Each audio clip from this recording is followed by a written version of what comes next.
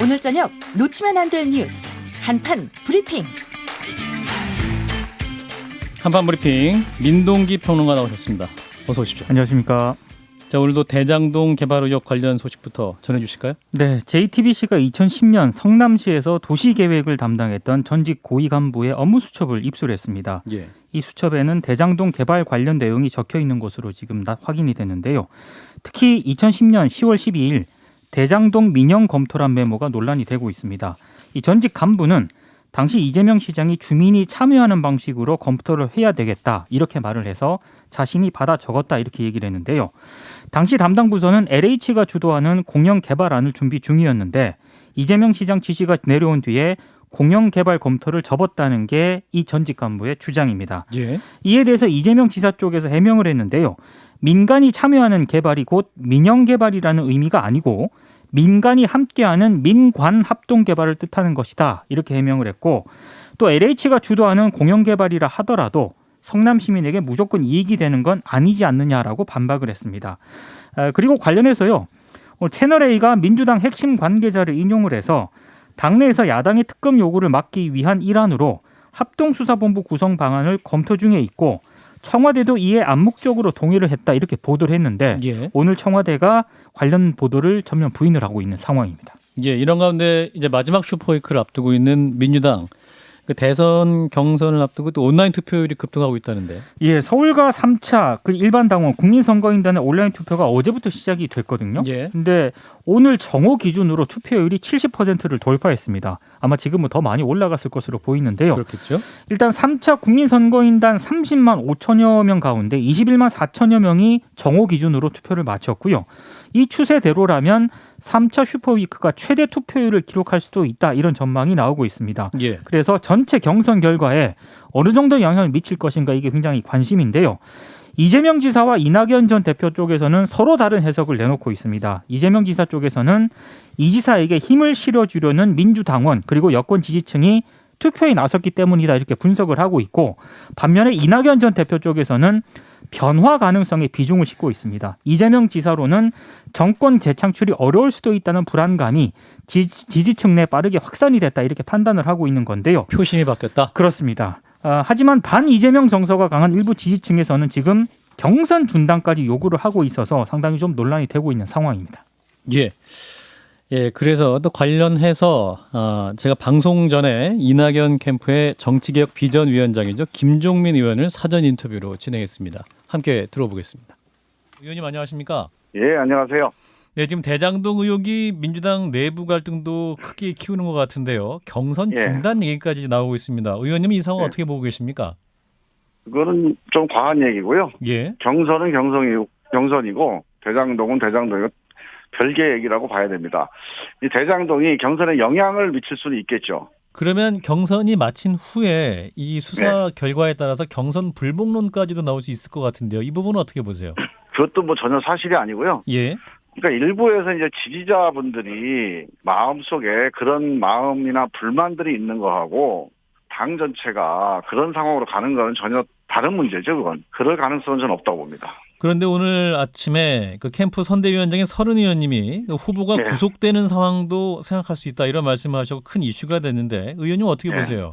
그거는 뭐 가상의 상황을 예를 들은 거죠. 예. 그래서 구속이 돼야 된다.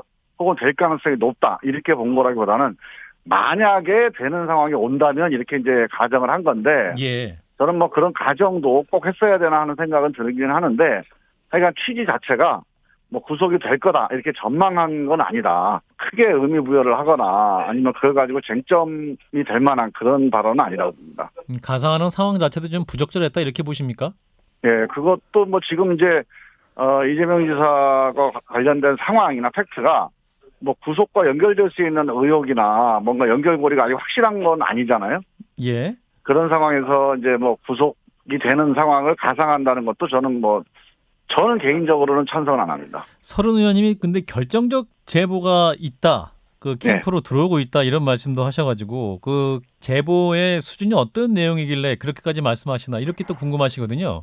글쎄요, 그거는 어떤 제보가 유력하거나 확실한 게 있으면 뭐 공개를 하든지 아니면 뭐 검찰에 제출하든지 하면 되는 거죠. 이게 알려지지 않거나 공개 안 한 어떤 결정적 무슨 팩트가 있거나 하지는 않는 것 같은데 예. 모르겠습니다. 그거는 우리 서른 의원님께서 뭘 염두에 두고 말씀하신 건지는 제가 말씀드리긴 조금 적절하지는 않은 것 같아요. 예, 의원님도 뭐 관련 제보 내용에서 아시는 바는 없는 거군요. 예, 제가 알기로는 뭐 특별하게 확실하게 문제가 되는데 밝혀지지 않은 게 있는 건 아니고 예. 이런저런 의혹들이 제기되고 있는 수준이고 제가 보기에는 이 문제는 검찰이 수사하는 과정에서 확인돼야 될 문제들이지 지금 뭐 제보 자체로 뭐가 확정된 특정 사실이 있는 건 아닌 것 같아요. 예. 이제 자꾸 이제 이런 얘기가 나오는 게 이준석 대표가 오히려 민주당 내 다른 캠프에서 그런 제보들이 있을 수 있다 이런 발언한 이후에 또 서른 의원께서 이런 말씀을 하셔서 진짜 뭐가 있는 게 아니냐 이런 생각하시는 분이 있을 것 같아서 드린 질문이었습니다. 이제 이준석 대표가 이 정치를 하시는 게 약간은 좀 잘못 가고 있는 것 같아요. 그러니까 우리 민주당 내에 이제 그 분열시키는 좀 약간 잔기술이거든요. 근데 그렇게 하면 안 되죠. 그거는 제가 보기엔 페어플레이가 아닙니다. 근데 이게 실제로 국민의힘과 뭐 협력해서 특검으로 갈 상황이 아니거든요, 지금. 네. 가지고 있다가 국민의힘에 제보를 건네주거나 그건 불가능한 얘기입니다. 있지도 않고 가능성도 없는 얘기를 정치적으로 이제 다른 당을 분열시키기 위해서 그런 식의 발언하는 거 제가 지금 2번 계속 반복해서 그런 발언을 하고 있는데 예. 저는 되게 보기가 안 좋아요. 그렇군요. 이제 민주당 경선이 이제 결승선 10일 오늘 지금 딱 네. 이틀 남았습니다. 캠프에서 어떤 네. 각오로 임하고 계십니까? 막바지니까요. 예. 마지막까지 최선을 다하는 건데 되게 이제 점수 차이가 나면 남은 시간 동안에 힘이 좀 빠질 수도 있죠. 예. 그때 최선을 다해서 뛰는 선수들이 박수를 받는 겁니다. 그리고 그 최선을 다하는 땀이 경우에 따라서는 기적을 만들어내는 경우도 있는 거고요. 그러니까 최선을 다하는 게 지금 현재 가장 중요한 할 일이라고 봅니다. 알겠습니다. 자, 민주당 김종민 의원과 함께하고 있습니다. 오늘 그 민주당 법사위 의원들이 그 김웅 의원과 조성은 씨의 녹취록이 복구가 되면서 이제 그 내용을 바탕으로 새롭게 기자회견을 하셨습니다. 김웅 의원 구속 수사해야 한다 이런 주장하고 계시죠? 예, 지금 김웅 의원에 대한 빠른 수사가 필요합니다. 예. 지금 약간 국면이 달라졌어요. 어제 녹취록 보도가 나오기 이전에는 고발장이 접수된 것까지는 사실인데 예. 이 배경과 또는 이제 누가 어떻게 관여되어 있는지가 여러 가지 가능성으로 좀 이렇게 뿌였던 상황이었는데 예. 어제 녹취록이 밝혀지면서 이거는 대검과 김웅 의원이 조직적으로 관련됐거나 협력한 예. 손준성 검사 개인과 무슨 개인적으로 서로 협력을 주고받고 하는 게 아니에요.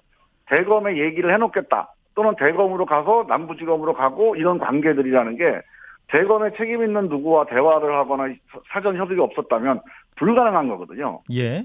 그래서 이거는 당시에 총장이었던 윤석열 전 총장이 관련돼 있을 가능성이 매우 높은 거의 뭐 확실하다시피 한 상황이라 그 녹취록을 계기로 해서 이 사건의 수사 방향이 좀 특정돼야 된다 이렇게 봅니다. 윤석열 총장이 당시에 개입한 정황이 거의 확실하다?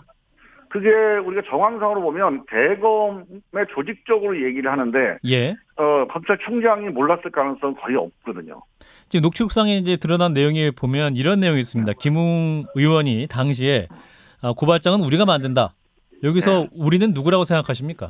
그건 이제 대검에 협력했던 그 일단에 조직적으로 같이 협력했던 그런 대상들이 있겠죠. 예. 그게 아마 이제 손준성 검사와 그리고 손준성 검사와 함께 이 작업을 했던 검사들이 복수를 있다고 판단이 듭니다. 그 우리 안에는 그 윤석열 총장도 포함됐을 가능성이 매우 높다. 당연히 이렇게 거기에 포함돼 있다고 봐야죠. 포함돼 있다. 근데 이제 윤 전 총장 같은 경우 오늘 이런 입장을 냈습니다. 당내 경선 시기에 맞춰서 한 일이다. 그러니까 내일 이제 2차 컷오프가 있지 않습니까? 그 시기에 맞춰서 정치 공세를 하고 있다. 이렇게 밝혔거든요. 어떻게 말씀하시겠습니까? 윤석열 총장은 이거를 그런 식으로 정치적인 어떤 공세로 자꾸 가져가려고 해도 이 사실이 너무 명백해요. 이 녹취록 내용이 너무 명백한 사실이고 예. 지금 공수처에서 수사하고 있는 내용을 볼 때 복수의 검사들이 관련돼 있다라고 하는 게 확인돼 있잖아요. 예. 그러니까 수사는 사실이 말하는 대로 가는 겁니다. 사실과 증거가 명백한데 우리가 여기에 대해서 정치적으로 이리저리 해석을 하거나 아니면 이게 뭐 둘러치기를 해봐야 이게 안 먹힐 거예요. 그래서 오늘 이제 기자회견에서 윤석열, 손준성, 김웅 모두에게 책임지게 할 것이다 이런 내용도 발표하셨는데 책임이라면 네. 어느 정도 책임일까요? 아니요, 법적인 책임을 져야죠. 이건 명백하게 빠른 수사가 필요한 사안이고요. 예, 자, 수사를 하다 보면 이렇게 나오지 않겠습니까? 자, 김웅 의원이 예, 대검에 얘기하겠다고 했던 시점이 있잖아요. 예. 그 시점을 전후해서 누구와 어떤 통신이 이루어졌고 그 통신 내용은 뭐 모르겠죠. 예, 그러나 그 통신 상황이 확인이 되면 그건 당연히 유력한 수사 단서가 되는 거고요. 손준성 검사든 아니면 여기에 가담한 검사들한테 물어봐야 됩니다. 이거 당신이 개인적으로 이 범죄 행위를 한 건 이거 범죄 행위 맞잖아요. 윗선에 지시가 있었느냐. 저는 이 검사들이 이거를 거짓말해서 내 개인이 그냥 임의를 했다. 이렇게까지 버티기는 쉽지 않을 거라고 봅니다. 예. 이제 새롭게 증거가 나온 만큼 이 고발 사주 의혹, 대장동 네. 의혹만큼이나 향후에 또 대선 국면에 큰 파장을 줄 수 있을까요? 어떻게 보십니까? 그렇죠. 이거 엄청난 사건입니다. 예, 특히 검찰이 조직적으로 특정 정치 세력과 연합을 해서 총선에 영향을 미치려고 했다. 이건 옛날 정치 군인들 하나회 정도나 하는 일이에요. 예, 우리나라에서 이런 일이 일반 공무원들이 할 수 없는 일입니다. 그러니까 이게 우리가 87년 이후에 이런 식의 정치 개입은 안기부, 국정원, 옛날에 보안사 이런 기관들이 하는 거였지 지금 민주화된 이후에는 있어 본 적이 없는 일입니다. 엄격하게 수사를 해서 반드시 이런 식의 정치 개입을 하게 되면 어떤 처벌을 받는다는 것을 반드시 확인시켜줘야 됩니다. 예. 의원님 말씀 여기까지 듣겠습니다. 고맙습니다. 예. 네, 더불어민주당 김종민 의원이었습니다. 예, 크게 두 가지 축, 그러니까 대장동 의혹 가운데 있는 3차 슈퍼이렇게 된 전망, 그리고 이제 고발사주 의혹에는 큰 두 개의 축에 대한 입장을 들어봤는데 먼저 이낙연 캠프의 3차 슈퍼이크를 앞둔 전망 얘기부터 해보죠. 진 작가님부터 해주실까요? 뭐 큰 변수가 있을까요? 지금 뭐 결집을 하고 있는데 양측이 다 결집을 하는 것 같아요. 한편으로는 바로 이렇기 때문에 이재명 후보를 지켜야 된다라고 하는 열성 지지자들이 또 결집하는 반면 반대쪽에서는 이거 가지고 너무 위험하지 않냐. 그렇기 때문에 지금이라도 결선으로 가야 된다. 이런 문제의식을 가진 사람들이 다 같이 덤벼들기 때문에 예. 사실은 계속 투표율이 낮아지다가 확 올라갔지 않습니까? 그래서 새와 새의 대결인데 그렇게 볼 때 뭐 결국은 반반이라고 보면은 대세에 큰 지장을 줄 것 같지는 않습니다. 예.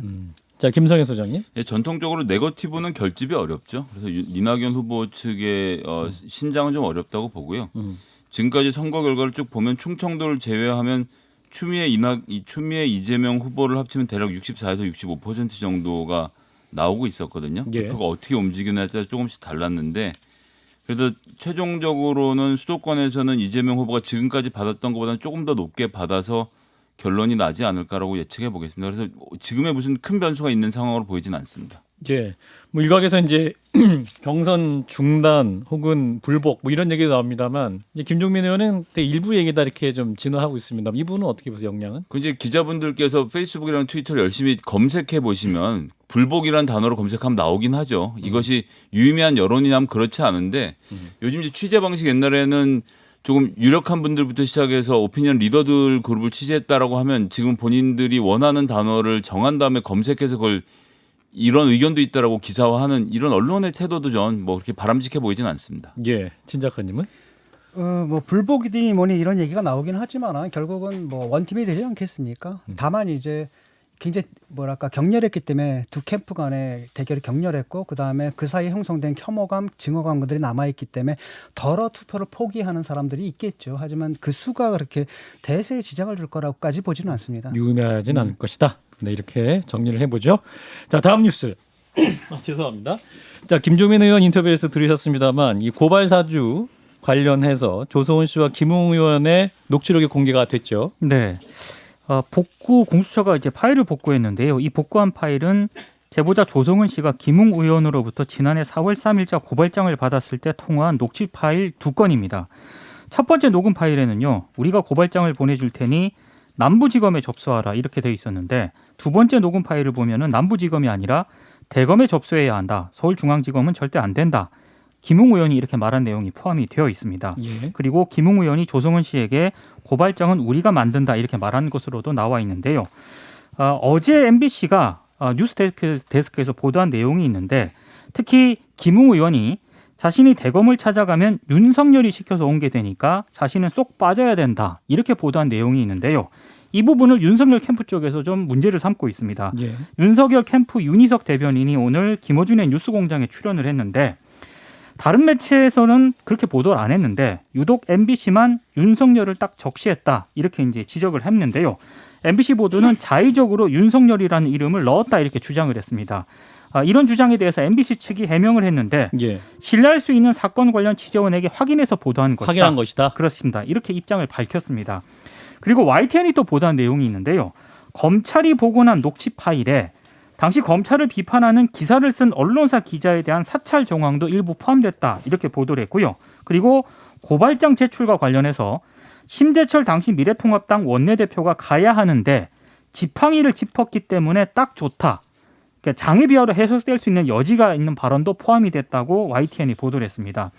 이런 파문과 관련해서 아직 김웅 의원은 공식적인 해명이나 입장 같은 게 나오지 않고 있는 그런 상황이고요. 예. 이준석 국민의힘 대표는 일단 새로운 내용은 아닌 것 같다 이렇게 얘기를 하면서 다만 이 녹취록을 언론이 입수하게 된 경위에 의구심을 표시를 했습니다. 검찰이 의도한 것인지 아니면 우발적 유출인지 이런 것이 의아하다 이런 입장을 밝혔고요. 그리고 제보자 조성은 씨가 이 통화 녹취 파일 원본을 자신도 들을 수 있게 정보 공개 청구에 나섰습니다. 왜냐하면 자신도 원본을 들을 권리가 있다 이런 입장을 강조를 하고 있습니다. 그러니까 본인 핸드폰에서 삭제를 했다가 이제 포렌식을 통해서 공개가 된 거기 때문에 그렇죠. 용량이 적어서 삭제를 했는데 예. 이번에 포렌식을 통해서 이게 복원이 됐으니까 자기도 그걸 들을 권리가 있다 이런 입장입니다. 예. 자, 조성은 씨와 김웅 의원의 통화 내용 가운데 이제 고발장은 우리가 만든다. 이 문장을 가지고 또 굉장히 큰 논란인데 어떻게 해석해야 될까요? 진 작가님부터. 일단은 그 MBC에서 보도한 것은 오버로 지금 확인이 됐다고 CBS에서 보도를 했거든요. 그런 녹취에는 그런 게 없다. 그다음에 MBC에서는 항상 이런 식의 공작을 많이 해왔죠. 채널 A 사건에서도 그렇고 또 언론에서 이런 장난하면 안 될 것 같습니다. 그리고 우리가 만든다. 이건 저는 계속 얘기를 하지 않았습니까? 이 사건 터졌을 때부터 이것은 내가 볼 때는 이게 김웅발이다. 이렇게 여기서 우리라는 것은 이제 김웅하고 손준성이겠죠. 그래서 제가 볼 때는 김웅이 먼저 고발장을 만들고 그쪽에 넘겨줘서 동기잖아요. 사법연수원 동기고 예. 네가 좀 봐줘라라 얘기했고 손준성도 거짓말을 했을 것 같지 않거든요. 손준성이 했던 얘기가 바로 뭐였냐면은 내가 고발장 작성하지 않았다. 내가 보내지 않았다. 근데 이제 이게 절반의 진리라고 봐요, 저는. 그 나머지 절반은 뭐냐면 다른 놈에게 작성을 하게 했다. 걔를 통해서 보냈다. 이런 말들이 숨어 있는 거거든요. 그래서 저는 그 부분이고 요번에 이걸 통해 가지고 좀 새로운 내용이 나왔다라는 것은 그거 하나거든요. 우리가라는 말이 들어가 있기 때문에 여기서는 뭐죠? 김웅 의원이 자기가 연루가 됐다는 것 여기서 빠져나가기 좀 힘들게 된 상황 이건 것 같습니다. 나머지는 다 조성원 씨가 다 얘기했던 것들이고요. 예. 김성애 소장님. 일단 대검의 수사정보정책관이었던 손준성 씨와 그 밑에 2담당관인 임모검사가 같이 압수수색 당했고 한 사람 더 있는 사람이 라임으로 96만 원 룸사롱 가서 술 얻어먹었던 다른 연구관 이렇게 3명이 지금 압수수색을 당한 것이 일단 팩트죠. 예. 놓고 보면 김웅 의원이 공안 담당 검사가 아니라서 선거법 모릅니다. 손준성 특수부라서 선거법 모릅니다. 관련돼서 공안 분야에서 법리를 쌓을 사람들이 더 필요했기 때문에 다수가 참가해서 우리들이 문서를 작성했을 것으로 보고요. 놀랍게도 이 담당관은 원래 하는 역할이 첩보 수집이거든요. 근데 이렇게 그 임모 검사랑 손준성 검사가 또 어디에서 나오느냐? 판사 사찰 문건의 작성자로 지목이 돼 있죠. 두 사람 고발 조치된 바도 있고요. 그때 뭐 무혐의 처분을 받긴 했습니다만 이렇게 놓고 보면 이들이 조직적으로 계속 총장의 심기를 보좌하면서 일을 해왔다는 것이 너무나도 명확하고요. 예. 뭐 윤석열 씨가 연관되는지 여부는 뭐 지금 우리가 알 수도 없고 알 필요도 없다고 생각을 하고요. 이 자체로만 해도 이렇게 작성해서 문서를 넘겼는데 서울 남부지검에 접수해라. 왜냐? 김웅 의원이 남부지검과 전 동향으로 알고 있습니다. 그러다가 오후에 갑자기 대검으로 돌리거든요. 그러면 오전에 그런 얘기를 했는데 대검 쪽에서 욕먹었겠죠. 거기로 가면 안 된다. 서울중앙지검 얘기하면서 대검으로 보내라고 하고 이거 바꿨다는 것 자체가 김웅 씨가 이 사건에서 주역이 아니라는 겁니다. 계속 조연으로 누군가 이야기를 전달하는 과정이라고 놓고 보면 저는 사건의 본질이 조금 더 드러나야 된다라고 생각하고 지금까지 거짓말했던 것에 대해서 김웅 의원이 본인 입장을 지금이라도 좀 솔직하게 말을 해야 되지 않겠나 생각합니다. 예. 일단 녹취록 자체가 완벽하게 공개된 것이 아니기 때문에 또 부분적인 사실이 취합되다 보니까 여러 가지 뭐 추정이 나오고 주장이 나오고 있는 것 같습니다. 일단은 현재까지 확인된 내용만으로도 김웅 의원 구속 수사해야 됩니까? 전 김웅의 구속이 중요한 게 아니고 구속 여부가 마치 검찰이 이 피의자들에게 벌을 주는 듯한 인상, 그래도 구속을 당하면 우리가 대단한 성취를 이뤘다는 것처럼 만들고 있는 이 여론, 검사와 언론들이 만들어내는 이 일에 전 반대하고요. 구속할 이유가 있으면 하는 것이지 너는 벌 받아야 되니까 구속해야 된다, 이런 이 프레임을 이제 벗어나야 된다라고 생각을 하고, 그보다 더 중요하게는 국민의힘 어쩌다가 검찰 명령 들어서 이런 거 쓰는 처지가 됐습니까? 왜 진상규명 안 하고 이준석 대표 딴소리하고 있습니까? 한 달 전에 김재원 의원으로 해서 뭐 구성해놓고 한 번 밥 먹고 한 번 회의했다고 하는데 부끄러운 줄이나 좀 알았으면 좋겠습니다. 신 작가님. 일단은 김웅은 구속하려면은 그 죄목이 있어야 되잖아요. 해당되는 죄목이 없을 겁니다 아마. 그리고 그다음에 손준성 같은 경우에도 지금 그 문건을 보낸 게 입증된 건 아니거든요. 그러니까 제가 볼 때는 아래 그 밑에 사람이 누군가가 보내면서보다 그 손준성이 보낸 걸로 한 거 같은 느낌이 들거든요. 라고 했을 때 이것도 직권남용 뭐 이런 것이 적용되기가 굉장히 힘들거든요. 왜냐하면 그 대법원 판례상 직권남용이라는 것은 직권 안에서 어떤 그를 해야 되는데 고발장을 대리 작성하거나 이런 것들은 거기에 해당이 안 되기 때문에. 근데 선거법을 건다라고 하는데 선거법을 걸기는 그 고발장을 보게 되면 굉장히 애매모호하게 돼 있거든요. 그러니까 선거 전에만 뭐 수사하게 해달라라고 이렇게 되어 있는 거 그 부분인데 그걸로 선거 개입까지 뭐랄까 법을 확대 적용하기는 굉장히 힘들지 않을까라는 생각이 들어요. 그래서 공수처에서도 이게 나오는데 이건 사실 내가 볼 땐 정치적 윤리적인 과제거든요. 굉장히 중대한 과제이긴 하지만 근데 법률적으로 조율하는 데는 굉장히 애매모호할 겁니다. 법률 적용을 뭘 해야 될지. 예. 예, 자, 이 뉴스 여기까지 하고 50억 클럽 논란 뉴스로 가보죠. 자, 박수영 국민의힘 의원이 어제 국정감사에서 그 명단을 폭로했습니다. 50억 클럽 계속 논란입니다. 그 실명이 공개된 사람이 5명입니다. 권순일 전 대법관, 박영수 전 특검, 곽상도 무소속 의원, 김수남 전 검찰총장, 최재경 전 청와대 민정수석, 그리고 익명의 홍모 씨인데요. 익명으로 언급한 홍모 씨와 관련해서는 언론사 사주다, 언론사 관계자다 이런 얘기들이 나오고 있습니다. 그리고 박수영 의원이 녹취록에는 50억은 아니지만 성남시 의회 의장, 시의원들에게도 로비 자금이 뿌려졌다는 내용도 들어있다 이렇게 밝혔는데요. 일단 당사자들, 이름이 거론된 당사자들은 전부 반발을 하고 있습니다. 무책임한 폭로에 대해서 법적 책임을 묻겠다라는 입장이 대부분이고요. 예. 특히 최재경 전 수석 같은 경우에는 화천대유라든가 지금 대장동 의혹이 불거진 이후에 단 한 번도 이름이 나온 적이 없는데 본인은 황당하고 터무니없는 얘기다 이렇게 반발을 하고 있고요. 예. 여야 공방도 격화가 되고 있습니다. 민주당은 대부분 명단이 박근혜 정부 검사 출신이다. 국민의힘이 자폭 수류탄을 던졌다라고 입장을 밝혔고, 반면 국민의힘은 권순일 전 대법관은 이재명 지사에게 무죄 판결을 내린 당사자고 박영수 전 특검은 결과적으로 민주당의 공을 세운 인물이라면서 반박을 하고 있습니다. 예. 자, 50억 클럽 6명 명단, 또 이준석 대표가 확인한 명단과 또 좀 다르다고 하죠. 저 관련 논란 어떻게 보셨는지 친 작가부터. 이건 뭐 사실 좀 확인을 해야 될 거, 수사에 좀 들어가야 될 것 같습니다. 예를 들어가지고 곽상도 수석이 60억 받은 거 확인이 됐잖아요. 그런데 다른 이름들 같은 경우에도 그것이 또 차후로 확인될 사람들이 덜어 들어있을 것 같은데 이 명단 자체가 완벽한 건지에 대한 좀 확신이 좀 없습니다. 왜냐하면 다른 명단들도 돌고 있고 그중에 이제 겹친다라고 문제가 안 되는데 이게 어긋난다라고 한다면 이 명단 자체가 사실은 완벽한 건 아닌 것 같거든요. 근데 일단은 그중에 그 명단에 거론된 사람 한 사람이 받은 게 좀 확인이 됐잖아요. 라고 한다면은 이걸 단지 그냥 헛소문으로 치부할 수는 없을 것 같고 이 부분 철저하게 수사를 해야 됩니다. 왜냐하면 대장동 수사에서 아직 해명 안 된 게 이 법조계와의 연결 이게 지금 안 돼 있거든요. 역할이 무엇인가? 역할이 도대체 무엇인지가 해명이 안 됐기 때문에 철저히 수사해야 된다고 생각합니다. 네, 김성현 소장님. 보기 드물게 20년 내내 법조팀에서만 있었던 김만배 기자가 구성한 사설 경호팀이죠. 예산이 300억짜리인데 더 들었을 수도 있고요. 그럼 이 사람들 간의 연결고리가 무엇인지가 나와야 되는데 아직 나와 있지 않은 상태입니다. 최재경 검사와 굉장히 가까운 사이로 알려져 있었는데요. 그것을 통해서 다른 멤버들이 왜 구성이 됐고 왜 보상을 해줬어야 했는지에 대해서는 전혀 밝혀진 게 없습니다. 이 부분에 대한 철저한 수사가 있어야 될 거라고 생각합니다. 일단 권순일 그 대법관 같은 경우에는 이제 이재명 지사 판결이 있겠고, 그다음에 분명히 대가성으로 보이는 이런 것들이 있지 않습니까? 그 고문, 사실 자기는 일한 바도 없는데 고문으로 들어가서 고문료를 받고 또한 뭡니까 월급까지 받았단 말이죠. 그래서 이 부분이 일종의 그 법조의 역할이라는 게 지금 이게 분명하지가 않거든요. 왜냐하면 이게 인허가권이잖아요, 주로. 근데 그것과 전혀 상관없는 사람들이 있다라고 했을 땐 이건 분명히 어떤 사설 로펌이다. 그다음에 이 사설 로펌으로 인해서 이득을 보는 사람이 예. 대부분이 이제 김만배 씨고 또 한 분이 더 계시죠. 근데 이 부분을 좀 파야 될 것 같습니다. 네, 여기서 마무리하겠습니다. 자, 민동기 평론가였습니다. 고맙습니다. 고맙습니다.